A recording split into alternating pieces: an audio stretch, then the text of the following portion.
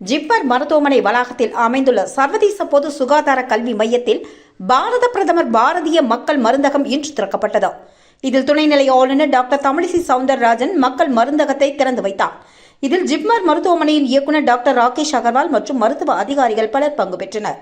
மருந்தகத்தை திறந்து வைத்து துணைநிலை ஆளுநர் ஆற்றிய உரையில், மக்கள் உடல் பிரச்சனை காரணமாக மருத்துவரை அணுகும் பொழுது அவர் எழுதி கொடுக்கும் மாத்திரையை பண நெருக்கடி காரணமாக முழுவதும் வாங்காமல் குறைந்த அளவு வாங்கி உண்ணும் நிலை பலரிடம் இருந்து வருகிறது என்றும், வீட்டு செலவுகளை கவனத்தில் கொண்டு பாதி மருந்து மட்டுமே பலர் வாங்குவதாகவும், குறிப்பாக ஓய்வூதியம் வாங்கும் முதியவர்களுக்கு பல்வேறு விதமான நோய்கள் இருக்கும் பட்சத்தில் அதற்காக அவர்கள் மருந்து வாங்க வரும் சூழல் தனது ஓய்வூதிய தொகையில் பெரும் பங்கு மருந்துகள் வாங்கவே செலவிட வேண்டி இருக்கும்.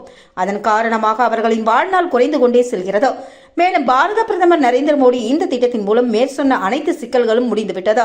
அதற்கு நாம் பாரத பிரதமருக்கு நன்றியை தெரிவித்துக் கொள்கிறோம் என்றும், ஒரு மருந்து விலையில் 1200 ரூபாய்க்கு கிடைத்தால் இங்கே 200 ரூபாய்க்கு மட்டுமே கிடைக்கின்றது.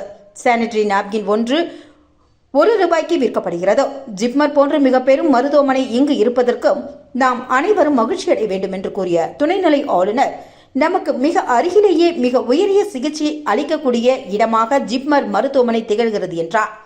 மேலும் இந்தியாவில் சிறந்த மருத்துவமனையில் முதல் 10 இடங்களில் 4வது இடத்தில் ஜிப்மர் மருத்துவமனை உள்ளது என்றும், மருத்துவமனையில் சில சிக்கல்கள் இருப்பினும் மிக உயரிய சிகிச்சைகள் மக்களுக்கு கிடைப்பதாகவும், பல்வேறு உயரிய கல்விகள் படித்த மருத்துவர்கள் இங்கே மக்களுக்காக உதவுகிறார்கள் என்றும், இதற்கு இந்த மருத்துவமனை சார்ந்த அனைத்து ஊழியர்களுக்கும் நன்றியை தெரிவித்துக் கொள்கிறேன் என்றும், மக்கள் மருந்தகம் இங்கு இருக்க வேண்டும் என்ற கோரிக்கையை ஜிப்மர் இயக்குநரிடம் முன்பு கூறியதாகவும், நிர்வாக ரீதியாக இருந்த பல சிக்கல்களால் அது தாமதப்படுத்தப்பட்டாலும் மக்களின் நலனிற்காக இப்போது நடைமுறையில் இயங்கிக் கொண்டிருக்கிறது என்று, இந்தியாவில் 10,500 மக்கள் மருந்தகம் இயங்கி வருகிறது என்றும், 7,500 கோடி மக்கள் மருந்தகத்தின் மூலமாக சேமிக்கப்பட்டுள்ளது என்றும், புதுச்சேரி மக்களுக்கு மட்டுமல்லாது தமிழக மக்களுக்கும் அதிக அளவில் இதன் மூலம் பயனடைந்து வருகிறார்கள் என்றும் தெரிவித்தார். மேலும் மருந்து சாப்பிடுவது மருத்துவரை பார்ப்பதைப் போலவே மிக அவசியமானது. மருத்துவரின் பரிந்துரையின் பேரில் மட்டுமே மருந்துகளை எடுத்துக்கொள்ள வேண்டும் என்றும், தாங்களாகவே மருந்தகத்தில் மருந்து வாங்கி எடுத்துக்கொள்ளக்கூடாது என்று அறிவுறுத்திய அவர், அதேபோல் இங்கு பணிபுரியும் ஊழியர்கள் சிரித்த இன்முகத்துடன் மக்களுக்கு மருந்துகளை கொடுக்க வேண்டும் என்றும், சில நேரங்களில் நம் உடலில் ஏற்படும் சிக்கல்களுக்கு மருந்தாக நம் வீட்டு உணவுப் பொருட்களை உண்ணும் பழக்கம் இருக்கிறது.